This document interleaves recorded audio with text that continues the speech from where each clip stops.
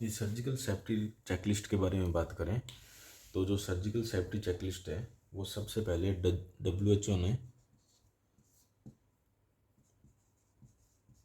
Implement तो की थी 2007 के अंदर, पब्लिश्ड हुआ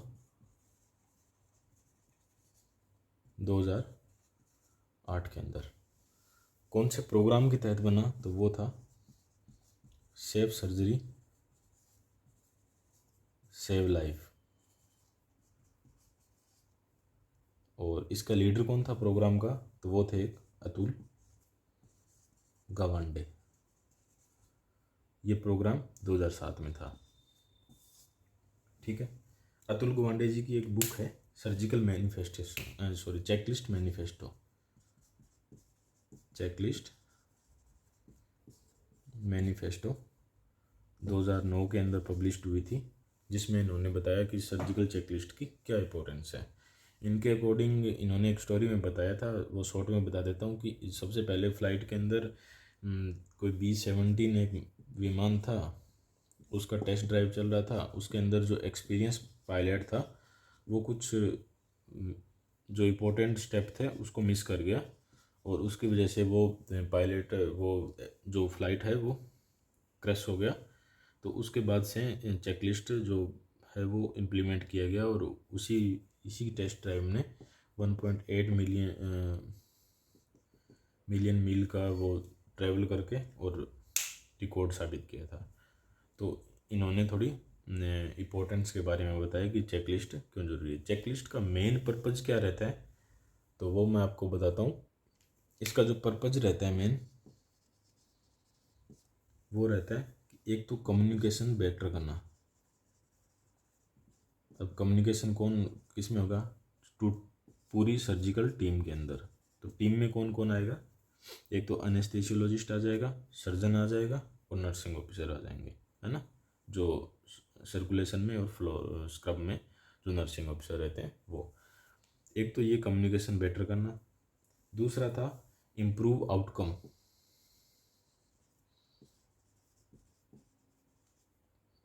और इसके बाद थर्ड इनका था डिक्रीज कॉम्प्लिकेशन। कॉम्प्लिकेशन कम करना, आउटकम को बढ़ाना, कम्युनिकेशन बेटर करना और पेशेंट की सेफ्टी। तो पेशेंट सेफ्टी तो होना ही है, क्योंकि ये है वो सेफ्टी चेकलिस्ट ही है।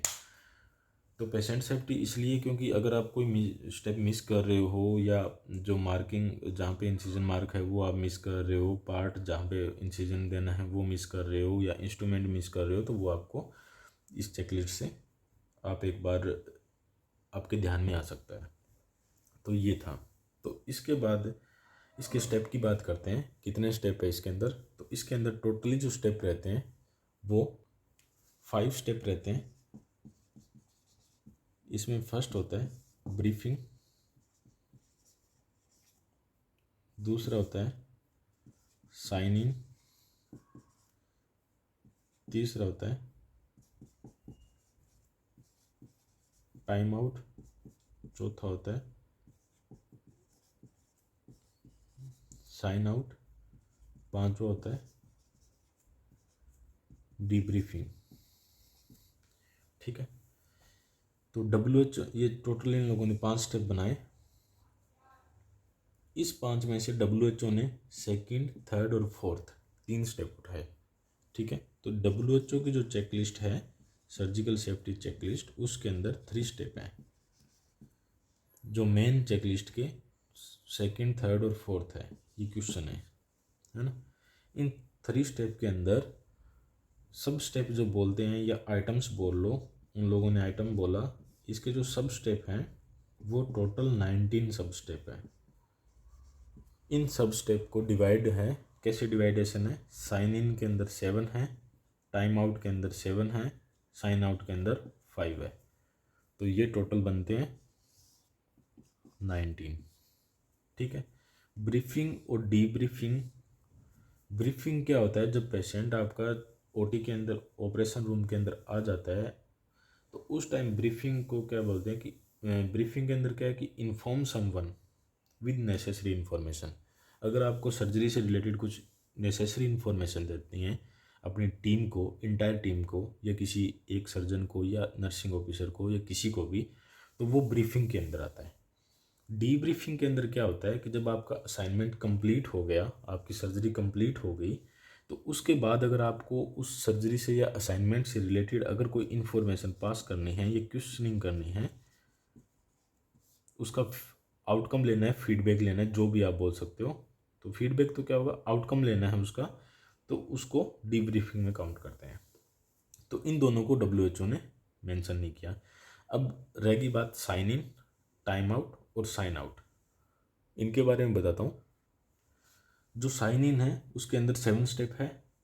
इसके अंदर एटलीस्ट साइन इन का मतलब होता है कि आप जैसे इसको याद करने का सबसे बेस्ट तरीका ये कर सकते हो कि आप जब किसी मेल को, ईमेल आईडी को या किसी को लॉगिन करते हो, लॉगिन करने उस टाइम पे क्या बोलते हैं, साइन इन, यानी पेशेंट आपका लॉगिन हो रहा है, अंदर आ रहा है पेशेंट ओटी में, है ना। तो ऐसे याद रखो, याद रखने के लिए बता रहा हूँ। जैसे मैं याद रखता हूँ, साइन इन मतलब पेशेंट आपका रिसीव हो रहा है ओटी के अंदर, अंदर आ रहा है, पेशेंट इन हुआ, साइन इन। तो उसमें क्या है कि इन होते ही आप क्या करोगे, मॉनिटर अटैच करोगे और एनेस्थीसिया के लिए इंड्यूस करने के लिए प्रिपेयर करोगे। तो उस टाइम पे ये स्टेप फॉलो होता है। तो ये क्या हो गया, बिफोर एनेस्थीसिया।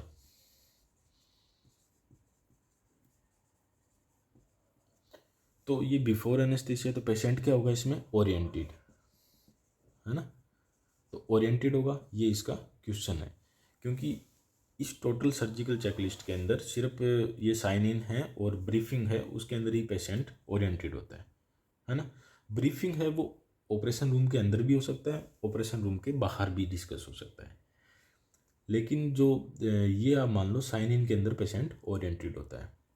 इसके अंदर कौन कौन से जो टीम मेंबर है वो रिक्वायर्ड होते हैं, एटलीस्ट इसके अंदर एक एनेस्थेसियोलॉजिस्ट और नर्सिंग ऑफिसर, 2 लोग होने चाहिए। अगर सर्जन है तो वेल एंड गुड है, अगर नहीं है तो भी ये मैंडेटरी नहीं है, ठीक है। इसके अंदर टोटल स्टेप 5 होता कब है, बिफोर एनेस्थीसिया, ठीक है। ये तो हो गई साइन इन की बात। सेकंड आ गया टाइम आउट। टाइम आउट का मतलब आप ऐसे याद रखो कि बस आपका जो जितना करना था आपने कर दिया, बस हैंड्स अप, टाइम आउट, ये वाली कंडीशन हो जाती है। उसमें क्या होता है कि आपको जस्ट इंसिजन देना है, आपने ओवरऑल सारी प्रिपरेशन कर ली है, आपने सक्शंस, कॉटरी मशीन्स, आपकी जो एनेस्थीसिया मशीन्स और सब आपने ओवरऑल प्रोफाइलेक्सिस, एंटीबायोटिक वगैरह सब आपने देख लिया ओवरऑल, बस आपको इंसिजन देना है। उस टाइम आप टाइम आउट की कंडीशन में आके और 7 स्टेप फॉलो करते हो। 7 स्टेप में, उसमें मैं बाद में बताऊंगा क्या क्या है स्टेप, जस्ट डिस्कशन करते हैं टाइम आउट को। टाइम आउट हो गया बिफोर इंसिजन,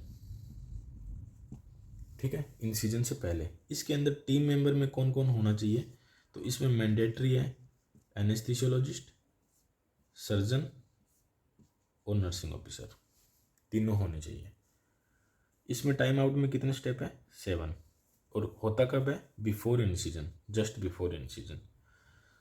साइन आउट में क्या होता है, 5 स्टेप है, 5 स्टेप, और ये होता कब है, जब पेशेंट आपका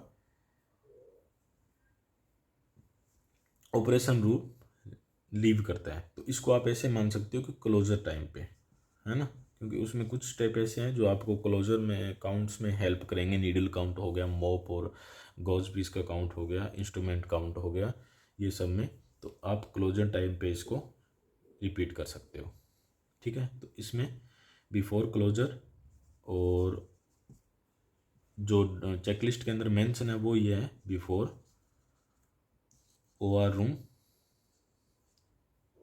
लीविंग, OR रूम को छोड़ने से पहले। तो इसमें कितने स्टेप है, 5, टोटल स्टेप हो गए 90।